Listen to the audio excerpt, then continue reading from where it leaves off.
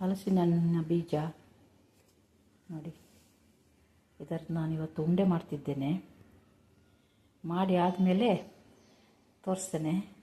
Okay,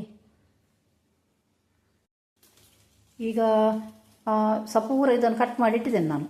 ಹಲಸಿನ ಬೀಜ ನೋಡಿ, ಇದು ಸಪೂರ ಕಟ್ ಮಾಡಿಟ್ಟಿದ್ದೇನೆ. ಇದನ್ನು ಫ್ರೈ ಮಾಡಬೇಕೀಗ.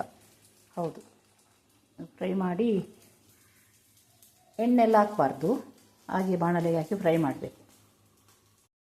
ಇದೀಗ ಹಲಸಿನ ಬೀಜ ನಾನು ಹುರಿದಿದ್ದೇನೆ ಒಂದು 10 ನಿಮಿಷ. ಹೌದು, 10 ನಿಮಿಷ ಹಲಸಿನ ಬೀಜ ಹುರಿದಿದ್ದೇನೆ. ಮತ್ತು ತೆಂಗಿನ ತುರಿ, ಈ ತೆಂಗಿನ ತುರಿ 1 ಕಪ್ ತೆಂಗಿನ ತುರಿ ಹಾಕಿದ್ದೇನೆ ಈ ಕಪ್ಪಲ್ಲಿ. 1 ಕಪ್ ತೆಂಗಿನ ತುರಿ, ಆಮೇಲೆ ಸ್ವಲ್ಪ ನೆಲಗಡಲೆ ಬೀಜ, ಅದನ್ನು ಹುರಿದಿದ್ದೇನೆ 5 ನಿಮಿಷ. ಇದು ಹುಡಿ ಬೆಲ್ಲ, ಅರ್ಧ ಕಪ್ ಹುಡಿ ಬೆಲ್ಲ, ಅರ್ಧ ಕಪ್ಪು ನೆಲಗಡಲೆ.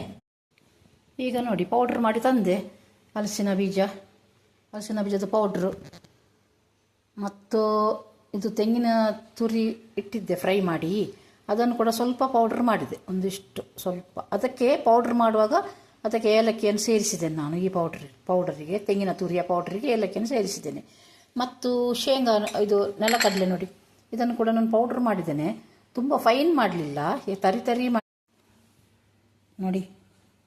ಇದು ಹಲಸಿನ ಬೀಜ ಪೌಡ್ರ್ ಹಾಕಿದೆ, ತೆಂಗಿನ ತುರಿ ಹಾಕಿದೆ,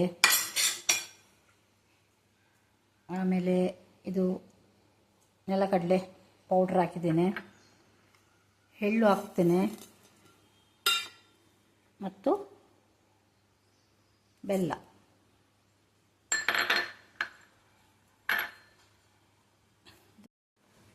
ನೋಡಿ, ಒಳ್ಳೆ ಕಾಣ್ತದಲ್ವ? ಪೌಡ್ರೆಲ್ಲ ಹಾಕಿ ಎಲ್ಲ ಮಿಕ್ಸ್ ಮಾಡಿ ಉಂಡೆ ಕಟ್ತೇನೆ ನಾನು. ಒಳ್ಳೆ ಏನು ಬೇಡ, ಇದಕ್ಕೆ ನೀರದೆಲ್ಲ ಏನು ಬೇಡ. ನೋಡಿ ಎಷ್ಟು ಒಳ್ಳೆ ಆಗಿದೆ ನೋಡಿ, ಒಳ್ಳೆ ಉಂಡೆ ಬರ್ತದೆ ನೋಡಿ. ಇದರಲ್ಲಿ ನೋಡಿ ಈ ಥರ ನೋಡಿ, ಸ್ವಲ್ಪ ಟೈಟ್ ಮಾಡಿ ಹೀಗೆ ಉಂಡೆ ಕಟ್ಟಬೇಕು.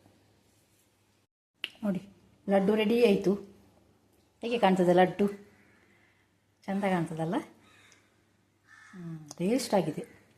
ನೀವು ಕೂಡ ಮಾಡಿ, ನನಗೆ ಲೈಕ್ ಕೊಡಿ, ಸಬ್ಸ್ಕ್ರೈಬ್ ಮಾಡಿ. Okay, thank you.